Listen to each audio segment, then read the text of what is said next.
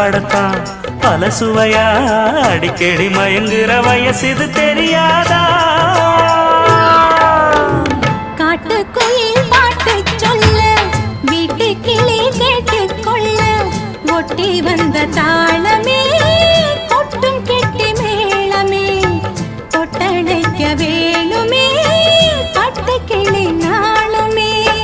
காட்டுக்குயில் பாட்டு சொல்ல வீட்டு கிளி கேட்டுக்கொள்ள ஒட்டி வந்த தாளமே கொட்டும் கெட்டி மேளமே தொட்டணைக்க வேணுமே பட்டு கிளி நாணுமே.